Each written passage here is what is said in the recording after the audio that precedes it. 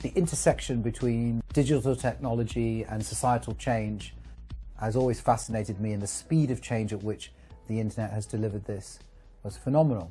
And then social came along, and I could see, for me personally, having come from corporate world, how this social technology, when used in a company context, was going to be transformative, because 80% of what we know about our jobs is in our head, only 20% is ever written down.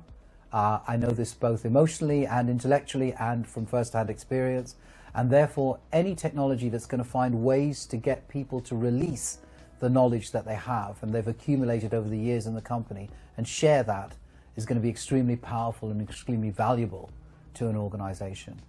The YouTube effect basically being the idea that you can now do what we call self-directed learning. Self-directed meaning you can start at the level that you're comfortable at. Okay, so it could be very 101, what is cloud computing, very basic, but you can go and quickly move on from that through the gears to a TED Talk and so on. You're no longer waiting for the training course or the classroom or organized events. You can go at your own speed.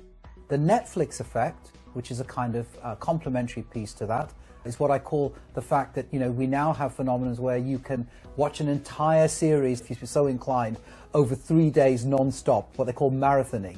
You can then start going at a rapid speed that suits you, if you like, the autobahn of learning, the Netflix effect. Drive as fast as you are able to and want to. We now have the means and the ability to do that. Now consider when you take the YouTube and Netflix effect and bring that into the organization. If you start building that library of knowledge and you make it accessible to new starters in your organization, think how quickly they're going to onboard, think how quickly they're going to close the gap in their knowledge, and think how quickly you're going to be able to spot talent in your organization.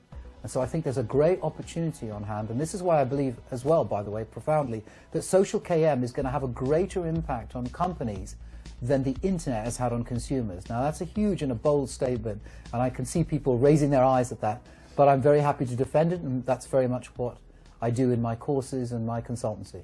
The challenge for us in a corporate setting is to get the user adoption, a sustained user adoption, and the culture shift that goes with that. Moving away from the blame culture. It's okay to fail, but it's most importantly, it's valuable. It's valuable to you and to the organization for you to share what you know and the knowledge that you've built up, releasing those gems that you've built up, the 80% that's in your head versus the 20% that's codified. And by the way, having a dedicated collaboration team in place, what I call a delivery team for this change, with community managers, with identified leaders, champions, and so on, a community structure, is how enterprise collaboration differs profoundly from collaboration in, say, Facebook and other public networks. Here it is structured, it's organized, and there are definitive business goals that you're looking to execute against. And that's very much what we focus on in the Social KM course, explaining how to deliver that structured approach to sustained user adoption and the culture shift that goes with it. The culture shift being probably the most difficult. KM Institute welcomes you to this exciting new online course.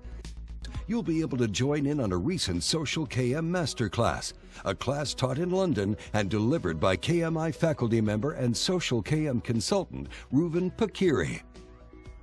We hope you enjoy and benefit greatly from this course.